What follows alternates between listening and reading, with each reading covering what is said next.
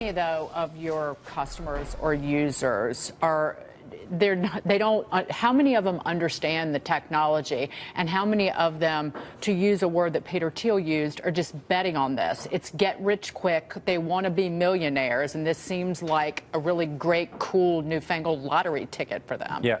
So our users tend to be a little bit older, savvier investors. Like the average age for our users is actually in the 40s, as opposed to a lot of the other kind of trading sites where the user age skews much younger.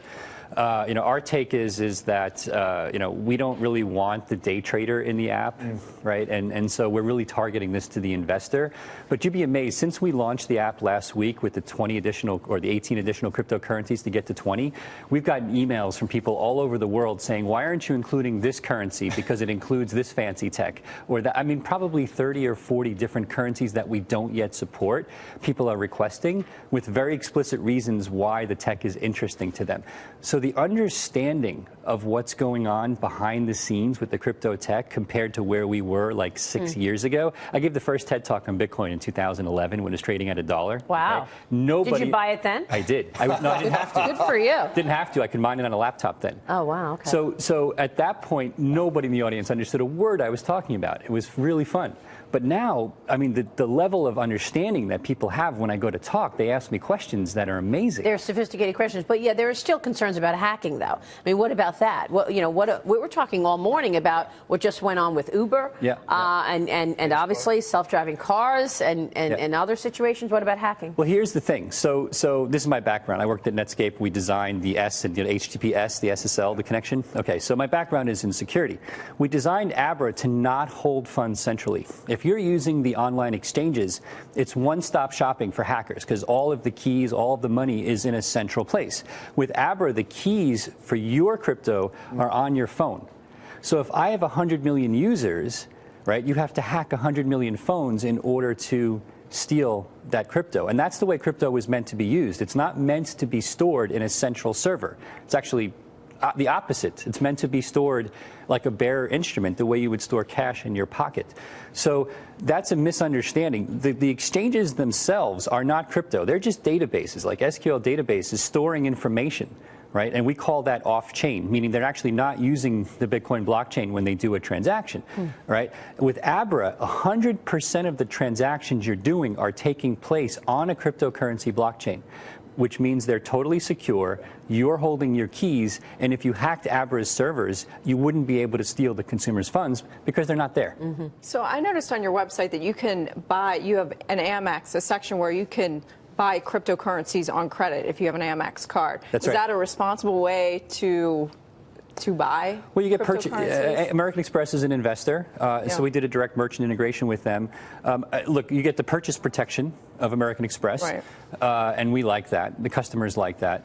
The fraud rate is incredibly low on that. I think our ACH fraud rates are higher than our Amex fraud rates. They do a very good job in their systems. It has to get through their fraud system when you actually do the purchase in real time. And the consumer gets the protection. The fee's a little bit higher, but that's set by American Express. We simply pass that on to the consumer. But what we find is that the consumer who wants to do a quick purchase, like immediately to get in when they're trying ABRA, will use the card. And then when they want to buy more and then spread it out to the different cryptos, they'll simply wire money into the app. Just pay your credit card bill at the end of the month. That's all you got to do, right? The credit card company is basically your bookie. There you go. That's right, yeah. There you go. With a little bit better VIG, maybe. All right, we will leave it there. Bill, great to see you.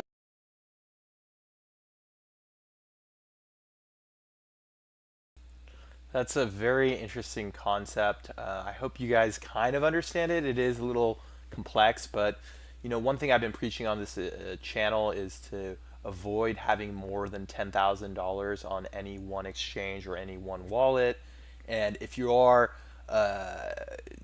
for me, I'm a little more paranoid, so I even try to keep it under $5,000. So if I have a wallet that starts to surpass $5,000 of value, I open up other exchanges, other wallets, and have my currencies in different locations, because I don't want it where a hacker gets in. Let's just say I put all my money into my Coinbase account, and my hacker gets in, and let's just say it's $100,000. Boom, it's gone. And that is a huge issue. And it's really interesting in this news piece by Fox News that they bring up that if there is a hack, you're not going to be able to get the keys because it's going to be on the phone. But one thing I would want to bring up is, what if your phone is destroyed? What if you lose your phone? And if the keys are on that, if there's no other backups, or if the exchange doesn't have the backups, what happens then? So that's a good question.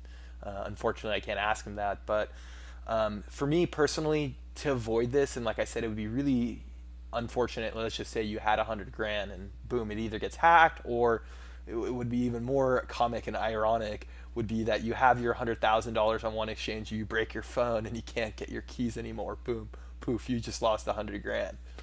The way I fight this, and if you watch this channel, I've been preaching this pretty, not all the time, but pretty often, is that we need to have it on different exchanges. So instead of having 10,000 on or 100,000 on Coinbase, let's say I have 10,000 on 2 different Coinbase wallets, and then maybe I have 2 Gemini exchanges, and maybe 2 Kraken, and 2 Bitfinex, 2 Bittrex, Binance. You can go through my referral, KuCoin. I have a KuCoin referral. I just think that's the best way to go. So that way, if there is a hack, if there is any kind of issue, they're only wiping out maybe 1 or 2 of your wallets, not your entire portfolio.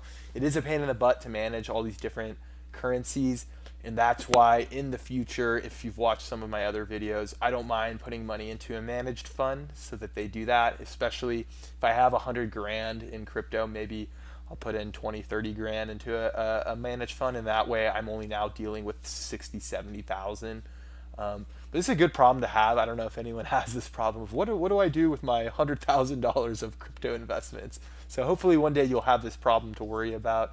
But onto the security part, I think it's very, very interesting. But like I said, if the keys are not on the exchange and it's the user that has the keys, what happens when the user loses the keys? I mean, is that just your SOL out of luck? What can they do to prevent that? And that's why I still feel like, and they brought up a good point where like their investors are older. I feel like if you have older investors, they're going to want, all of that management to be taken care of.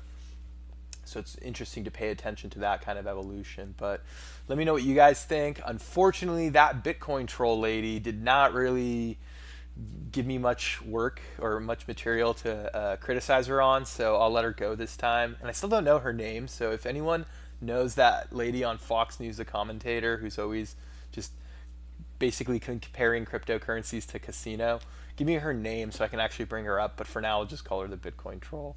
Anyways, thank you very much for watching, and I will talk to you guys soon.